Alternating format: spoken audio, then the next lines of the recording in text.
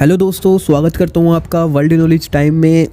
और जैसा कि आप सब लोगों ने इस वक्त जानते ही हैं कि यूक्रेन और रसिया का जो कॉन्फ्लिक्ट है वो काफ़ी तेज़ी के साथ बढ़ रहा है। और दुनिया भर में आज ये भी लगाई जा रही है कि अगर यूक्रेन के वो कब्जाने के लिए रशिया ने अपनी सेना को भेजा तो हो सकता है विश्व युद्ध 3 की ये शुरुआत हो। सिर्फ और सिर्फ एक चिंगारी की देर है और विश्व युद्ध 3 छिड़ने में ज़्यादा वक्त नहीं लगेगा। और आपको मैं बता दूं, इस बार का जो विश्व युद्ध अगर हुआ तो 100% 100 नहीं बल्कि 101% ये विश्व युद्ध में न्यूक्लियर वॉर 101% होगी रहेगी। और आप लोग जानते ही हैं अगर न्यूक्लियर वॉर हुई तो दुनिया का क्या होगा। सिर्फ और सिर्फ सर्वनाश ही दुनिया का होगा, उसके अलावा कुछ भी दुनिया को नहीं मिलने वाला। अब इस सिचुएशन से बचने के लिए अमेरिका ने इंडिया की मदद मांगी है।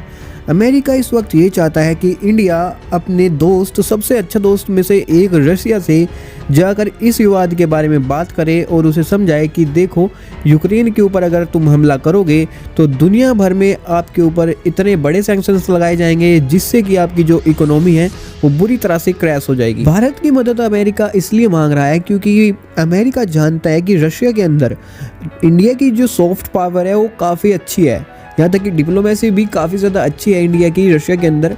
अगर रशिया से इंडिया एक बार टेबल पर आके बात करे इस मामले में तो हो सकता है कि रशिया यूक्रेन के ऊपर कोई भी हमला ना करे।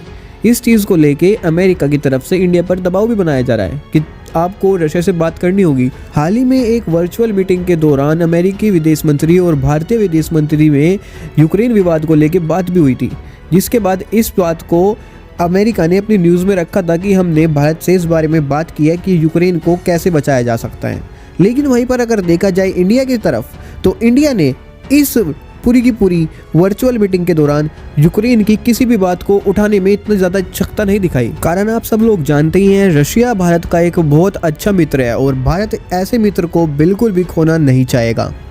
अगर देखा जाए तो हाल ही में एक प्रेस कॉन्फ्रेंस के दौरान जो बाइडन ने रशिया को धमकी देते हुए ये कहा था कि अगर रशिया ने यूक्रेन पर हमला किया तो रशिया के ऊपर हम इतने सैंक्शंस लगाएंगे कि दुनिया भर में उसकी जो इकोनॉमी है वो पूरी तरह से बर्बाद हो जाएगी।